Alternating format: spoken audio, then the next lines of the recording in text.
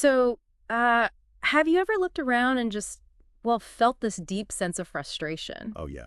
You see people who seem to be cutting corners, maybe even, doing things you feel are genuinely wrong, and they appear to be absolutely thriving. Getting ahead, finding success. Right. Perhaps even lording it over others. And meanwhile, maybe you're trying to walk a straighter line, make ethical choices, and it just feels like you're hitting walls Yeah. or just standing still. It's a common feeling, I think. It makes you wonder, doesn't it? Why does it seem like the wicked prosper while those trying to do right face so much difficulty? That is such a universal human question. And that feeling, that ancient question, is exactly what we're digging into today. We're exploring wisdom from just one source, actually, a text that looks at this apparent unfairness head on. It offers a really different way to see it and respond to it. Exactly. We're looking at Psalm 37. That question you just posed, that's precisely where this ancient psalm begins. Yeah. It doesn't try to sugarcoat it or pretend we don't see evildoers seemingly flourish. It acknowledges the reality of it. Right. But its immediate response isn't some, complex philosophical argument. It's a direct instruction about our internal state, our posture. Okay, what does it say? The very first verses tell you point blank, do not fret because of evildoers. Be not envious of wrongdoers. Do not fret. Be not envious. The core message is right there, up front. Don't let your inner world, your emotions, be dictated by their external actions or what looks like success. So it's a call to choose what? Trust, inner focus. Exactly. A posture of trust, inner focus, rather than reacting with worry or agitation or that jealousy. The text calls it fretting or envying. It's basically saying, look, the very first step is to guard your heart against that negative pull, that emotional drain from what you're seeing out there. Okay, do not fret. That sounds simple enough, I guess. But when you're watching someone you know is doing wrong get promotions or praise or whatever, Yeah. it feels almost impossible not to get, wound up about it. Why does the psalm say we shouldn't fret? What's the reasoning? Well, it immediately gives you the perspective shift you need. Right after telling you not to fret, it says, why? For they will soon fade like the grass and wither like the green herb. Okay. Like grass. Yeah. That's the first really powerful reason it gives. Yeah.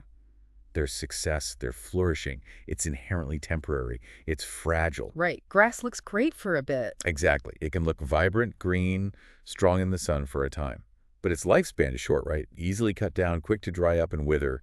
The psalm uses that image, and later others too, like vanishing like smoke, to really emphasize that what you're seeing, this apparently solid prosperity of the wicked, it just doesn't have lasting substance. It's surface level, fleeting. Totally. It's a temporary reality. So the first key insight here is their perceived success isn't really worth your emotional energy because it's built on something temporary. It won't last. Precisely. And instead of getting bogged down focusing on their temporary external state, the psalm immediately pivots. It tells you where your focus should be. Okay, what are the positive commands then? It gives you these counter commands, these positive actions. Trust in the Lord and do good. Dwell in the land and befriend faithfulness. And there's more. Yes. Delight yourself in the Lord, and he will give you the desires of your heart. Trust, do good, dwell, delight. That really does feel like a complete shift, doesn't it? From looking outward in frustration Yeah, totally. to looking inward and upward. But what does that phrase, dwell in the land and befriend faithfulness, mean? It sounds a bit old-fashioned, maybe. Yeah, it does sound a bit archaic, but think about the original context. Yeah. The land wasn't just dirt, right? It represented security, provision, a place of belonging, often seen as promised by the divine. Okay, so security, belonging. So dwell in the land connects to finding your security and your provision, not through your own anxious striving, or importantly, not by copying the wicked, but through trusting that divine promise and being rooted, grounded in faithfulness, in integrity. It's like build your life on that secure foundation, the one provided through trust and doing good. And delight yourself in the Lord. That's a really famous phrase. How does delighting connect back to seeing unfairness? It seems like a jump. Well, it's actually crucial. Notice it doesn't say fret about the wicked and then ask God to zap them. Right. Or ask God to give me what they have. Exactly. It says shift your deepest source of joy, your satisfaction, your focus onto your relationship with the divine. That's where the delight comes from. Okay. And the idea is when your ultimate delight is found there, then your heart's desires naturally start to align with what is genuinely good, what's lasting, what fits with that relationship. And those are the desires that are promised to be met. That's the connection. It's about transforming the source of your wanting, moving it away from envy of those fleeting external things the wicked might seem to have. So instead of wanting what they have, which won't last anyway, Right. you realign your desires by delighting in the source of what is eternal and good, and then those aligned desires get fulfilled. You got it. Precisely. And the psalm keeps going with this theme of active commitment, active trust. Next it says, commit your way to the Lord. Trust in him, and he will act. Commit your way, like my path, my whole life's journey. Yes, exactly that. Hmm. It's about entrusting the direction, the struggles, the bumps in the road, and the ultimate outcome of your life's journey into divine hands, placing it there. And the promise attached to that. It's powerful. Tied directly to that act of commitment and trust is this. He will bring forth your righteousness as the light and your justice as the noonday. Wow. Like the light, like the noonday sun. Yeah. Think about how clear and undeniable the sun is at noon. This directly counters that frustration of seeing the wicked prosper, maybe through hidden or shady means, while your own integrity feels unseen, or worse, punished. It feels like you're doing the right thing for nothing sometimes. Right. And the psalm says, hey, don't get sucked into trying to prove your own justice or defend yourself using their tactics. No. Instead, commit your path, your way, to the divine. And trust the promise that your integrity, your right actions, will be revealed, vindicated, as clearly and obviously as the sun at its peak. That takes a whole lot of patience, though, and letting go of needing immediate results or, immediate validation from others. It absolutely does. Which brings us right to the next instruction. Which is? Be still before the Lord and wait patiently for him. Fret not yourself over the one who prospers in his way, over the man who carries out wicked schemes. Be still and wait patiently, and there's that fret not again, explicitly linked to watching wicked schemes succeed. Can't miss it. And be still. That feels incredibly countercultural, especially today, right? The world tells us constantly we need to be hustling, pushing, making things happen now. It really is the opposite of letting all that external chaos or the apparent success of others dictate your internal state or drive you to hurried reactive actions. So it acknowledges that, wicked people will seem to succeed sometimes. It does. It acknowledges they will appear to succeed in their schemes, at least for a time. The call isn't to ignore it, but to cultivate this deep inner stillness, a quiet confidence and trust that lets you wait on a different timeline. God's timeline, not mine. One rooted in divine action, not just human reaction or trying to get even. It's an active kind of waiting, though, a trusting waiting, not just passive resignation, like, oh, well. Okay, active, trusting waiting. What about the anger, though? That raw anger that just bubbles up when we see this kind of injustice? Does the psalm mention that? Oh, definitely does. It says, refrain from anger and forsake wrath.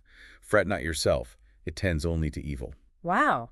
Tends only to evil. That's strong. It is, and it's a really important warning. The psalm explicitly connects that fretting and the anger or wrath that comes from it, not just to, like, a bad mood, Right. but to a path that actually leads towards evil itself. How so? How does being angry about evil lead me to evil? Well, think about it. When you become consumed by anger or resentment over what the wicked are doing, you risk letting that negativity twist your own judgment, your own behavior. Okay. It can tempt you towards actions that are purely reactive or bitter or maybe even vengeful, things that actually move you away from that command to do good and maybe closer to the very kinds of behavior you hate seeing in others. Huh. So getting stuck in anger about their evil could actually pull me towards doing evil myself. That's the danger the psalm is highlighting, Yeah. That intense focus on their wrongdoing and the frustration it breeds, it can actually corrupt your own path if you're not careful, So the alternative. is what we've been seeing repeated throughout. Yeah. Anchor yourself in trust, delight, commitment, stillness, patience, and consistently choosing to do good. Stay on that path. Let's look at the contrast then. The long-term picture the psalm paints. We heard the wicked wither like grass. What about the righteous? What's promised for those who follow this path of trust and goodness? Yeah, the psalm paints a very, very different picture for them. It says, for the evildoers shall be cut off, but those who wait for the Lord shall inherit the land. Inherit the land. There's that phrase again. And it comes up again later. In just a little while the wicked will be no more, but the meek shall inherit the land and delight themselves in abundant peace. The meek this time, an abundant peace. Yes.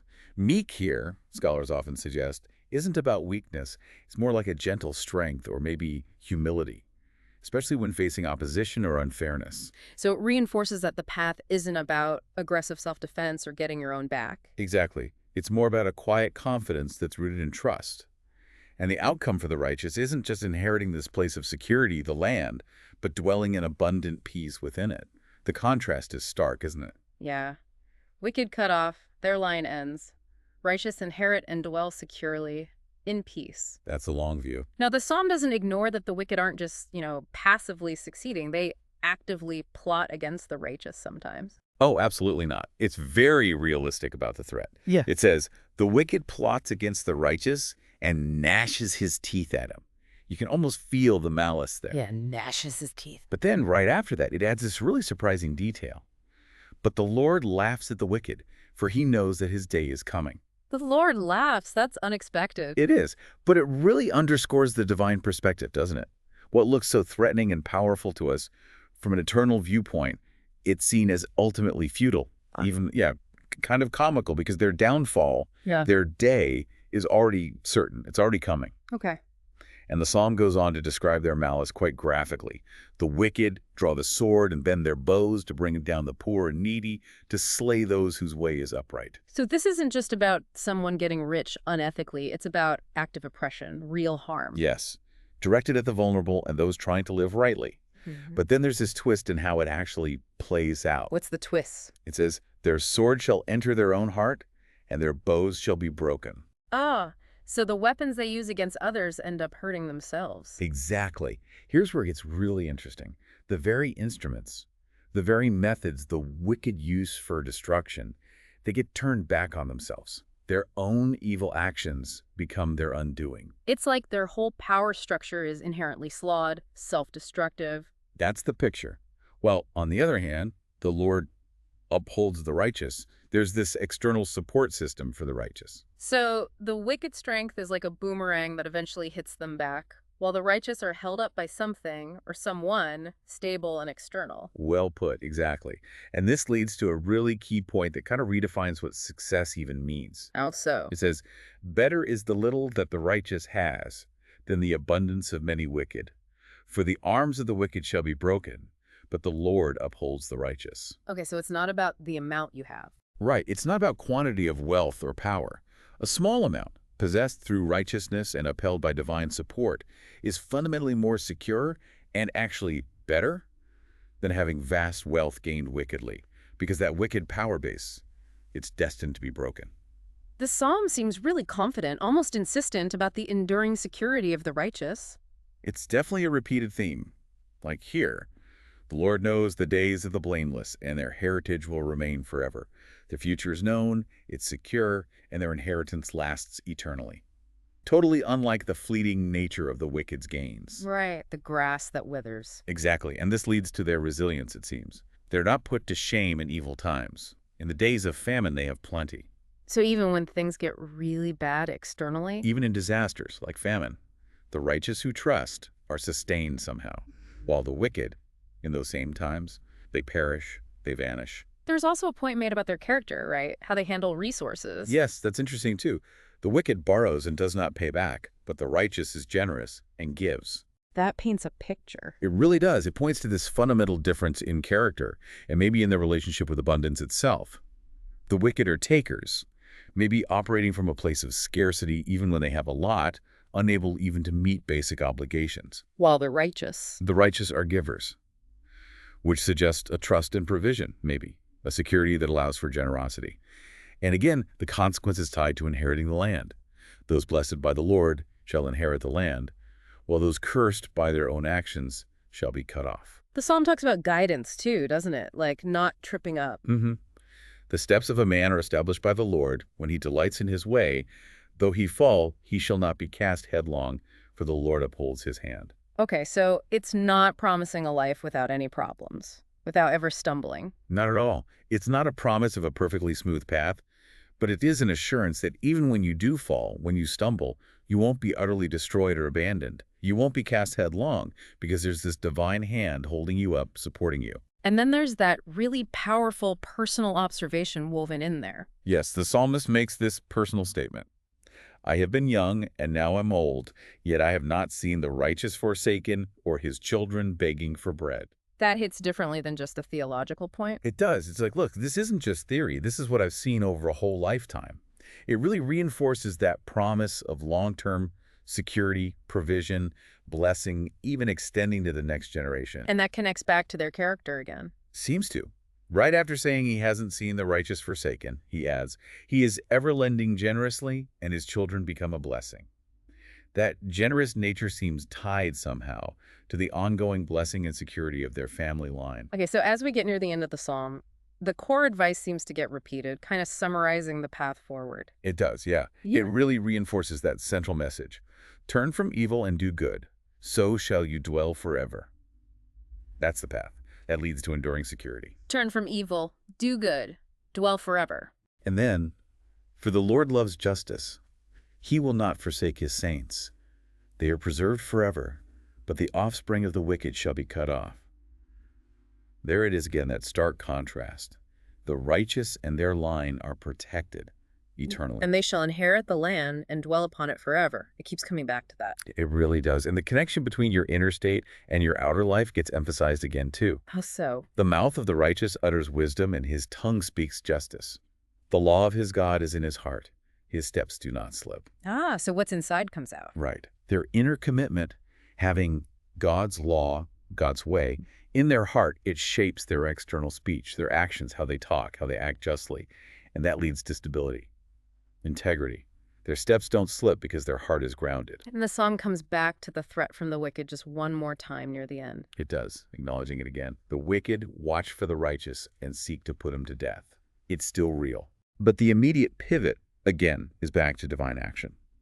The Lord will not abandon him to his power or let him be condemned when he is tried. So even facing, mortal threats or false accusations in court. Even then, there's this promise of divine protection. Yeah. Ultimate vindication.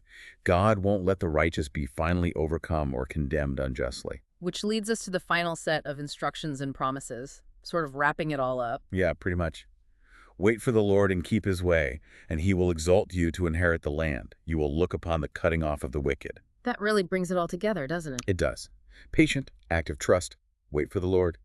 Keep going on the right path. Keep his way. And the ultimate outcome. Divine exaltation, inheriting that secure place, the land, and actually witnessing the final, inevitable end of the wicked's apparent success. You'll see them cut off. And there's that final observation, too. It echoes the beginning, but feels different now. Yeah, exactly. I have seen a wicked, ruthless man in full bloom, like a green tree in its native soil. Powerful image of strength and establishment, right? Very. Seemingly untouchable. But he passed away, and behold, he was no more. Though I sought him, he could not be found. It circles right back to that initial frustrating sight of wicked flourishing, but now you see it through the lens of the whole psalm. You see its inevitable, swift disappearance, gone without a trace. And so the ultimate focus lands back firmly on the righteous. Absolutely. Mark the blameless and behold the upright, for there's a future for the man of peace. The final instruction is, pay attention to them. Notice the person of integrity, the person of peace, because they have a future, a lasting, secure future. Unlike the wicked. Whose future shall be cut off. Again, that stark finality. And the ultimate source of all that security for the righteous, where does it actually come from? The very last verses nail it down. The salvation of the righteous is from the Lord. He is their stronghold in the time of trouble. Salvation's stronghold. The Lord helps them and delivers them. He delivers them from the wicked and saves them, because they take refuge in him. The final note is one of complete dependence. All of it, the security, the help, the deliverance, the salvation, it all comes from one source. Taking refuge in the divine, trusting in him. Okay, so looking back at this whole deep dive into Psalm 37, wow. It starts with that really relatable frustration, that feeling we get when it looks like doing wrong gets people ahead. Right, that why do they prosper feeling. But the psalm immediately tells us basically, stop. Stop fretting. Stop envying. Why?